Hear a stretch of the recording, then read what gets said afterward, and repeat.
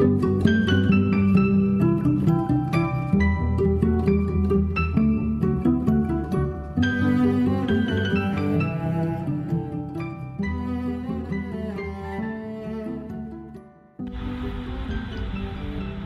to Human Rights Education Now, a podcast series from Human Rights Educators USA. I'm your host, Bill Fernites, a member of the National Steering Committee of HRE USA, a collaborative network to learn, teach, organize, advocate, and innovate for human rights education in the United States. This podcast aims to raise awareness about human rights education and invites listeners to engage with the worldwide movement to make human rights education a core focus of educational programs from preschool through higher education and in both non-formal and informal community educational settings. This episode concludes our conversation with Yvonne Vissing, Professor of Healthcare Studies and Director of the Center for Childhood and Youth Studies at Salem State University in New Hampshire, USA. Yvonne discusses the development of her new Center for Human Rights in Education at Salem State University, strategies to broaden the conversation about human rights in the United States to encompass the rights of children, the relationship between social justice and human rights education, and strategies for expanding human rights education in the United States in the years going forward.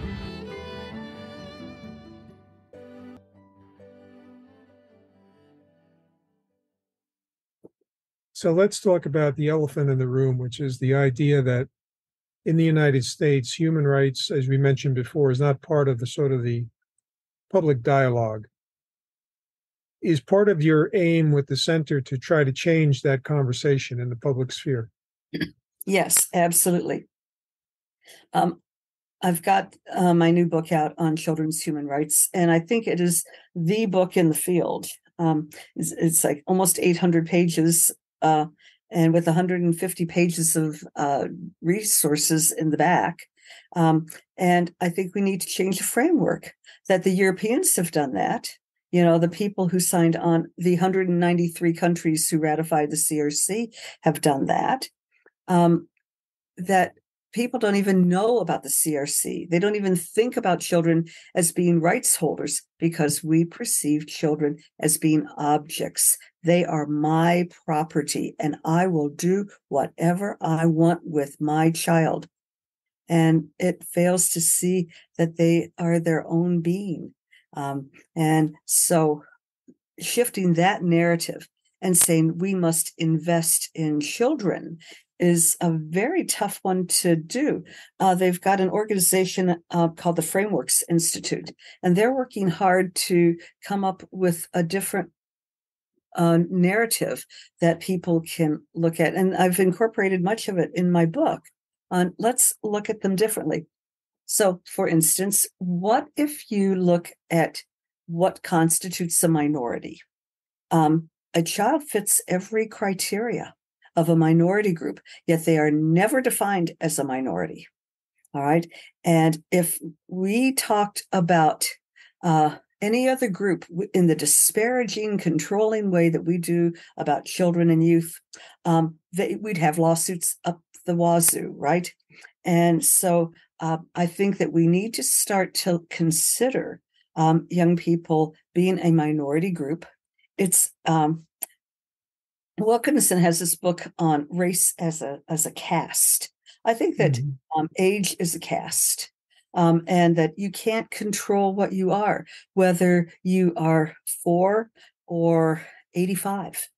You know, and people look at you and they make judgment calls about you that maybe aren't true at all, merely by looking at you. And I think that we need to really reconsider how we treat people on the basis of age.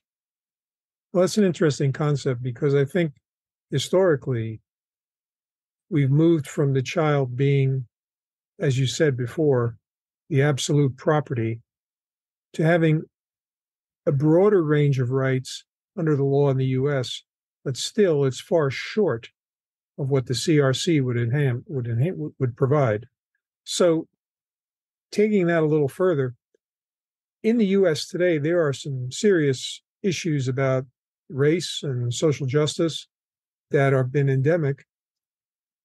So I'm wondering how you're going to connect what you're doing at the center and what you're going to try to do with the new center to the concept of social justice, because those two words are used a lot, but I think often not understood very well. Right. I think that there's a lot of conversation, pro and con, around the concepts of DEIJ, or this diversity, equity, inclusion, and justice. And some people love them, some people hate them. You watch organizations, really grappling with what to do with it. I'm flummoxed because really those concepts are part of human rights. If you look at the UDHR or the CRC, they don't talk about that. The Europeans are scratch your head saying, what are those concepts? Why are they coming out? Because they have a human rights framework that already incorporates them. We do not. And so I think that we have a real issue around this kind of equity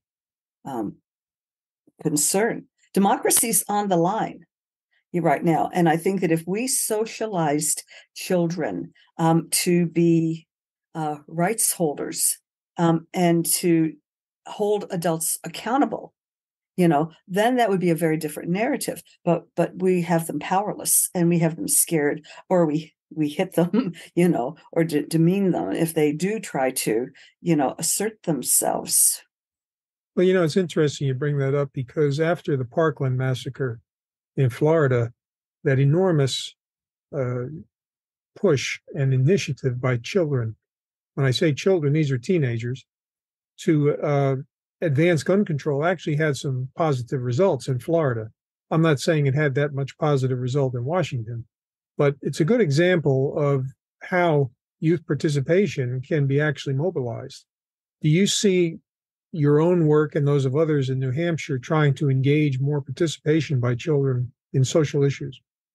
Absolutely. And you got Wendy Lesko, who's just put a book out on children's participation.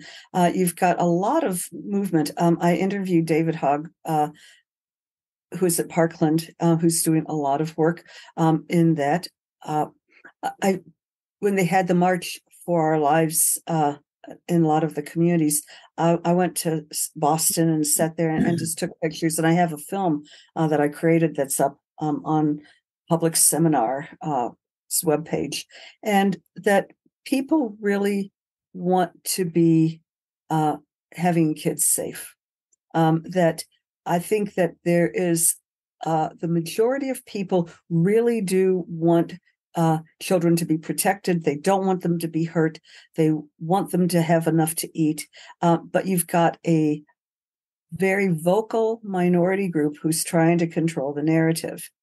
And I think that it is important that we have a voice of social justice around this. So I think you had asked me earlier about who was one of my mentors, who was like the one person, that really shifted it. And there are all kinds of people historically you could call upon. For me personally, it was a pediatrician named Ray Helfer, and he worked at Michigan State University. And Ray Helfer was a student of Kemp, who had the big information on child abuse, and the battered child, Kemp and Steele. So with this, Ray sat me down one day and said, if we did today what we know to be best practices, if we implemented basically what he didn't use the term CRC, but he said, if we loved children, if we gave them good medical care, if we gave them good housing, if we talked nicely to them, if we explained to them what needs to happen, if we gave them the resources they need, in one generation, you would have shifted their lives. And as they become parents, they would end up educating and handling their children differently. And in 2 to 3 generations, you would have changed the world. And I thought, that's a fact. And so I think that's why we're at a real dangerous cut point in American society, because we have hungry children, we have sick children, we are not treating BIPOC children with the resources that they need. Demographically, white children are the minority and will continue to be, not just in the US, but worldwide. We need to make an investment in every single child. It would change the world if we would. And so this movement of let's cut food stamps, let's make sure that we've cut healthcare. After the COVID money has run out, the cutting of food, the cutting of healthcare insurance, the cutting of education programs and support for teachers. Teachers are fleeing like crazy because they're asking too much and not giving them resources. What do you expect to have happen to children because you're making these social kind of decisions? There are other decisions that we could be making. So if we follow that up, that choices have consequences, then one of the interesting issues is how do we integrate the idea of educating about human rights into any forward-looking initiative? As an example, the United States is a party to the International Convention on Civil and Political Rights, and part of that requires that education about human rights take place. Excuse me, but that's not been an emphasis. So how would you integrate actual education about human rights in trying to provide more protection and provision for children? All right. I think that in my book, I've tried to lay out this longitudinal model. Let's say that we start at the beginning and look at daycare and childcare centers. You need to have workers who are trained, who understand childcare development. You need to pay them an adequate wage. They need to have training. In Massachusetts, for a while, the workers were being given support and financial compensation to go get trained. And that was great. And we did all kinds of training of daycare workers. And then the money dried up. And so now there's not that kind of training, So if I have some little people in my life and they're in daycare, and so some of the parents are coming in and they're using language around their children that their children then replicate. And so for my dear little guys, they're coming home saying, why does so-and-so want to hit me? Why does they say they're going to kill me? Why are they going to beat my face in? I didn't do anything wrong. And so pick them up from school and say, well, how was your day today? And they say, it was good. So-and-so was nice to me today.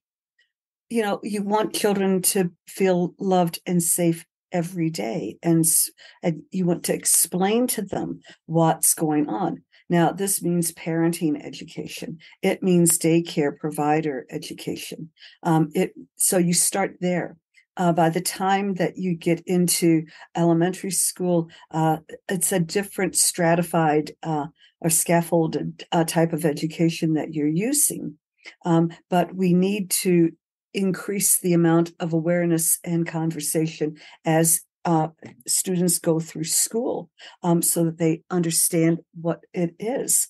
That, for instance, that there's this blowback on teaching children about their bodies, and that they're not encouraged to use words like penis and vagina, right? Because that's pornography. That in a court, if a child is molested and they can't use the words because they don't know what the words are, just say what happened to their body, they're going to be dismissed, because it would be easy for them to be discounted, especially when an adult says, well, you meant blah, blah, blah, So children need to have education about things that maybe make adults feel uncomfortable.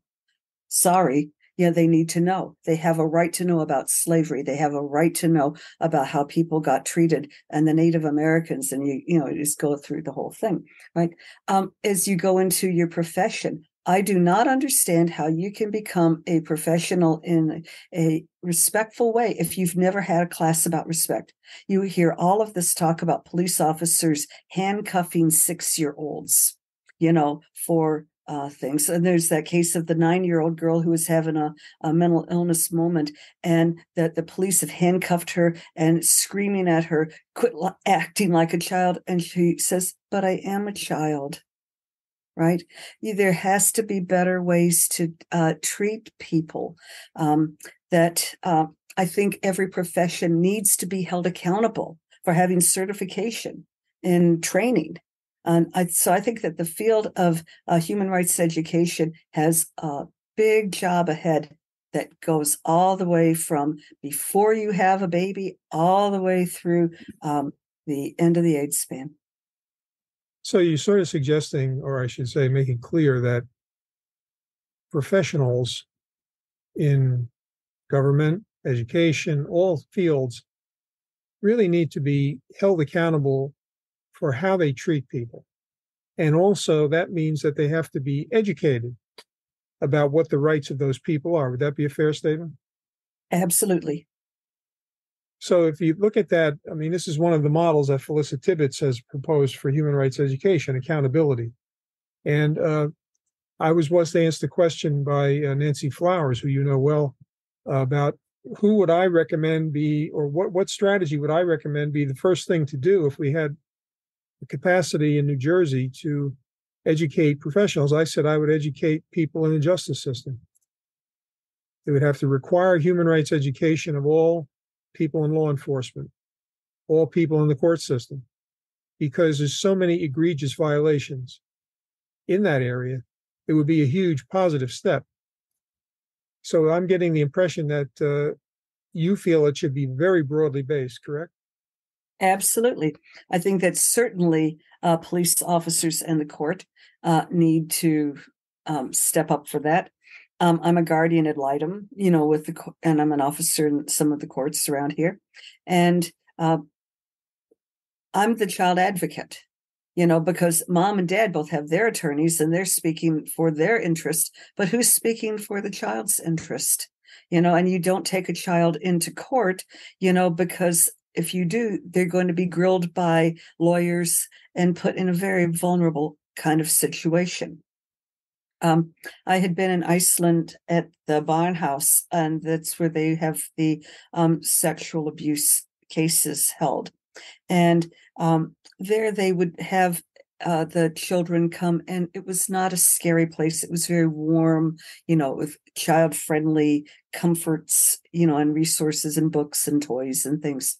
And they would have the police officers, the social workers, all of these people in a room, and that they would have microphones and they would be talking to the person interviewing the child, who was very warm and sweet to the child. And they would ask the child, the social worker or interviewer, the questions, and then they would be filming and record it. And so the child never had to go to court. They would have the testimony of the child. And so they could keep asking the questions of the child until they got the information that was necessary.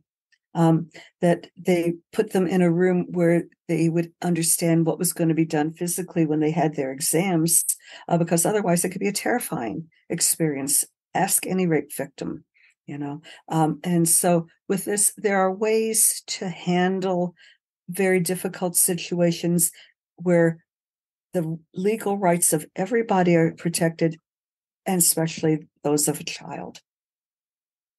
Okay, so I'm going to turn to our last few questions now that are standard, we use for every person I was interviewed for our podcast. So you mentioned before a very influential role model for your work. And could you talk a little bit more about how that person sort of set a standard for you to aspire to?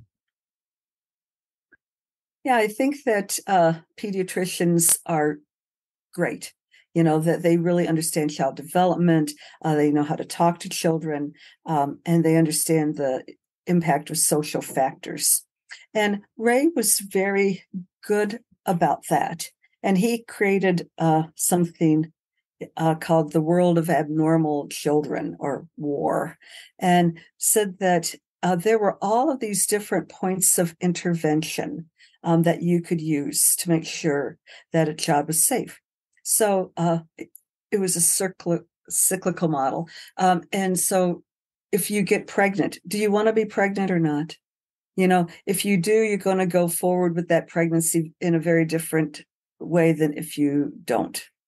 Okay. If you have the child, do you like the child? Okay. Or does that child remind you of your in-laws that you hate? Does it, that baby cry all the time and you shake it, or do you just adore it?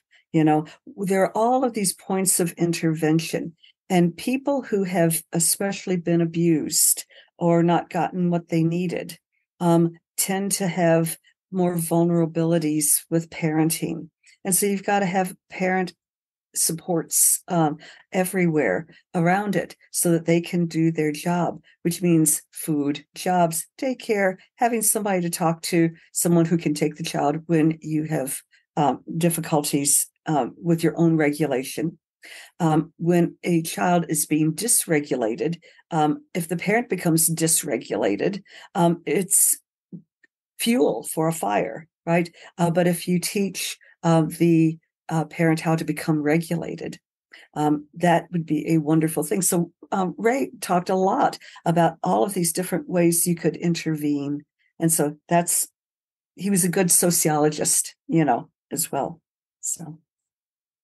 Okay, so what quote most effectively sums up your view of the importance of human rights? Well, you asked me this and I started thinking about it. Do you care if I give you more than one? No, that's fine. Okay. That's fine. I came up with 5. So one was by Kofi Annan, and it says, a society that cuts itself off from its youth severs its lifeline. It is condemned to bleed to death. Okay. Another one is by Franklin Roosevelt, and it says that it must not for a moment be forgotten that the core of any social plan must be the child.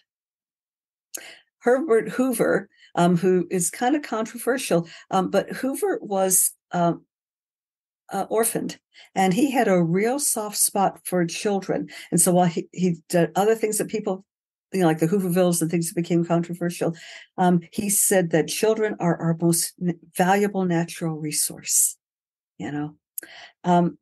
Nelson Mandela says there's no keener revelation of a society's soul than the way it treats its children.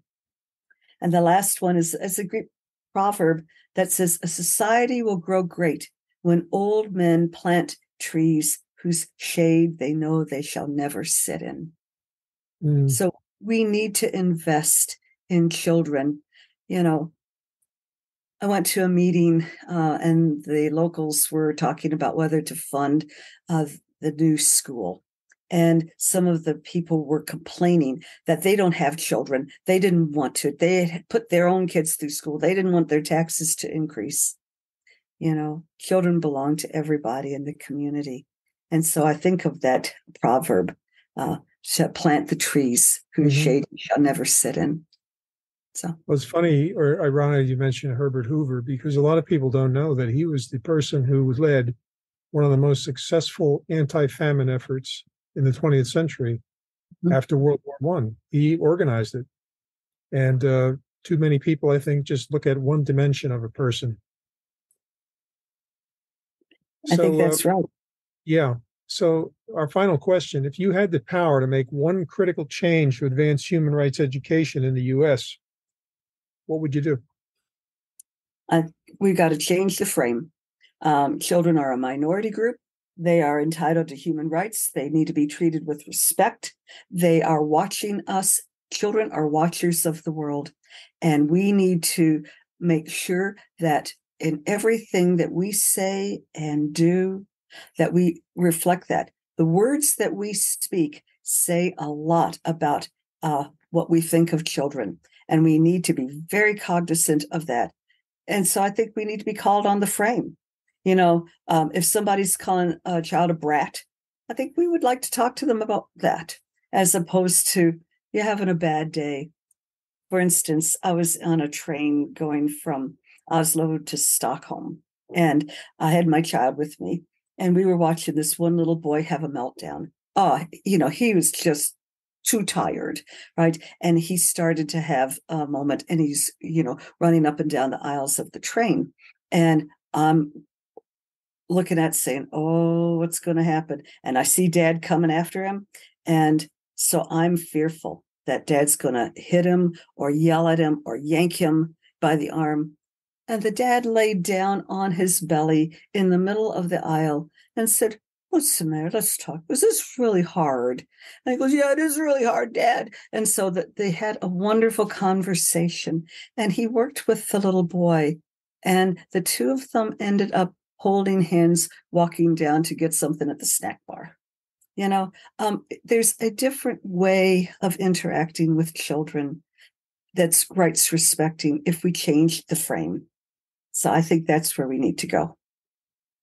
Yeah, and I reflect on my own decades of work in a public school, and I think back to how if we change that frame, we move away from the idea of punitive discipline towards developing the whole child and improving how they work in society, rather than opposing discipline that's simply punitive and has no real impact.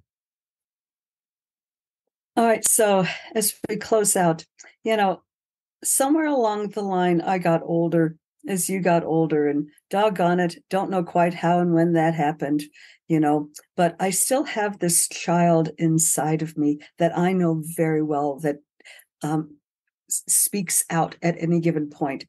I don't know really any adult who either isn't in therapy or should be as they deal with things that happened long ago. I think that we would do ourselves and other people a real service if we were kinder and more generous and really just respected those 3 Ps of participation, provision, and protection. Well, I think that's a great way to end our conversation. And I want to thank you, Yvonne, for a really stimulating conversation today. And I wish you the best. Thank you so much. I hope this helps inspire. Thanks for listening to Human Rights Education Now. You can find additional information about this podcast series at www.hreusa.org. Each episode is available on the HRE USA podcast page, Spotify, Apple Podcasts, Google Podcasts, Pocket Casts, Player FM, and Deezer. They will soon be available on YouTube and SoundCloud. You can also download each episode as an MP3 file. If you have questions or comments about this podcast, send them to Christy at hreusa.org. That's KRISTI at hreusa.org. Our podcast team includes host and producer Bill Fernikes, executive producer Christy Redelius-Palmer, editor Elizabeth Schwab, sound designer and project manager Sabrina Sanchez, communications and public outreach coordinator Jessica Terbruggen, and production coordinator Jasmine Chizu Goto. The Human Rights Education Now logo was designed by Kim Berering. Human Rights Education Now is a production of the Human Rights Educators USA, a project of the Center for Transformative Action in Ithaca, New York.